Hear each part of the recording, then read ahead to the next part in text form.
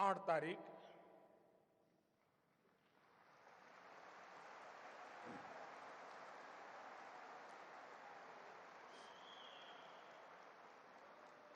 रात 8 बजे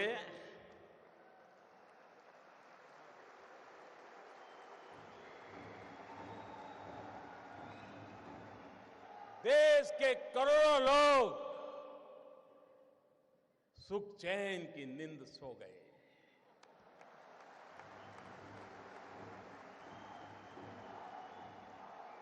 और देश के लाखों लोग नींद के लिए गोलियां खरीदने जा रहे हैं, गोलियां नहीं मिल रही है।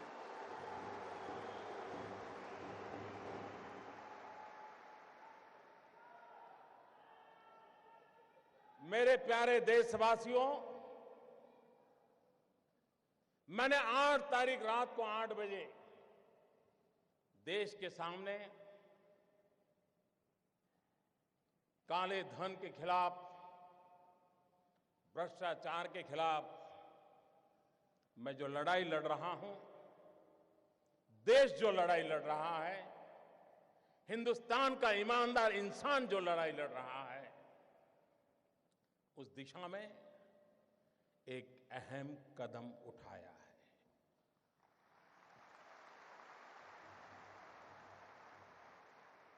लेकिन कुछ लोग हैं जो अपने ही ख्यालों में खोए रहते हैं।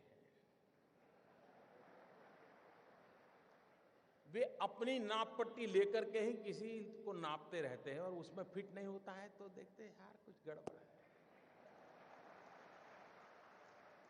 अगर इस देश के अर्थशास्त्रियों ने, इस देश के पल्सिस को समझ करके एनालिसिस करने वालों ने, ये पुरानी सरकारें, पुराने नेता, उनको नाप के तोलने के जो तराजू है, मेरे आने के बाद अगर बदल दिए होते तो ये दिक्कत नहीं आती।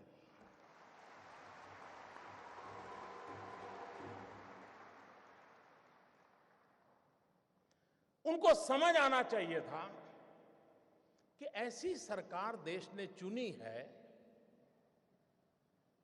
जिसके पास से देश की अपेक्षा है। आप मुझे बताइए भाइयों बहनों, 2014 में आपने वोट दिया था, भ्रष्टाचार के खिलाफ दिया था कि नहीं दिया था? आप मुझे बताइए, आपने एक काम करने के लिए मुझे कहा था कि नहीं कहा था? काले धन के खिलाफ काम करने के लिए आपने मुझे कहा था कि नहीं कहा था? आपने मुझे कहा था तो मुझे करना चाहिए कि नहीं करना चाहिए?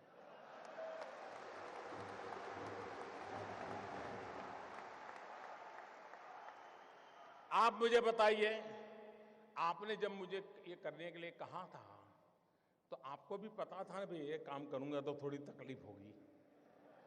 पता था कि नहीं था? ऐसा तो नहीं था कि बस आपको ऐसे ही मुंह में पतासा आ जाएगा, ऐसा तो नहीं था ना? सबको मालूम था। ये सरकार बनने के तुरंत बाद हमने एक सुप्रीम कोर्ट के निवृत्त न्यायमूर्ति के नेतृत्व में स्पेशल इन्वेस्टिगेशन टीम बनाई, एसआईटी। दुनिया में कहां-कहां ये कारोबार चल रहा है, इस पर ये टीम काम कर रही है और हर 6 महीने वो सुप्रीम कोर्ट को रिपोर्ट कर रही है। ये काम पहले वाली सरकारें टालती रही थी, हमने किया था।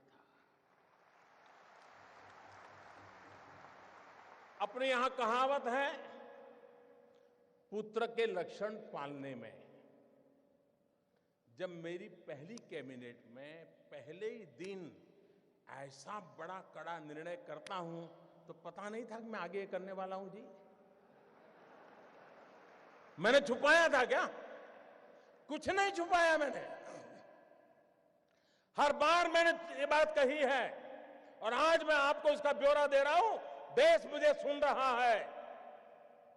मैंने देश को कभी अंधेरे में नहीं रखा है, मैंने देश को कभी गलतफहमी में नहीं रखा है, खुल करके बात कही है और ईमानदारी से।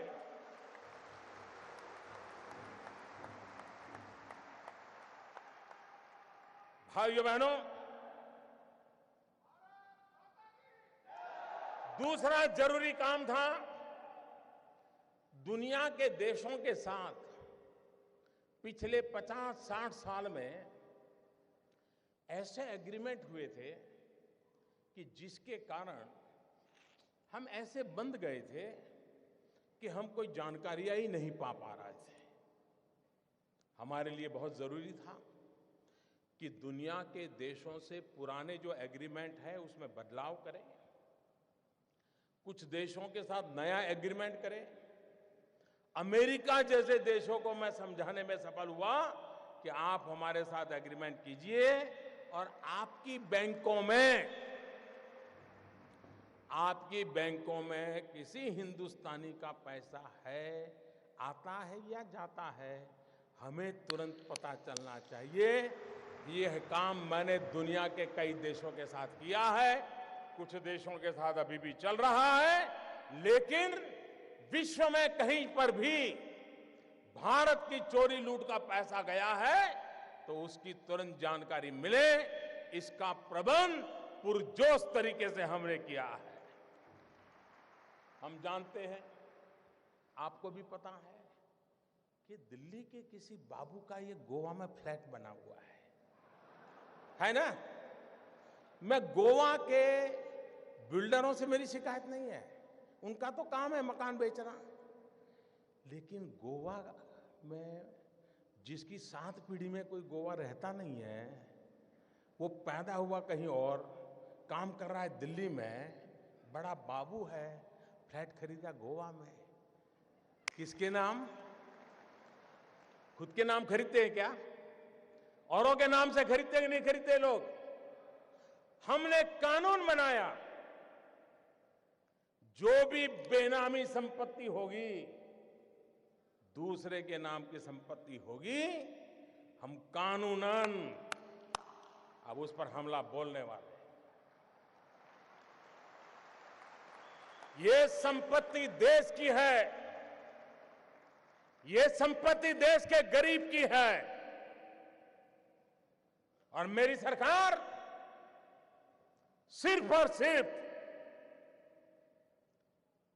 देश में से गरीबों की मदद करना मेरा कर्तव्य मानती है और मैं उसको करके रहूंगा।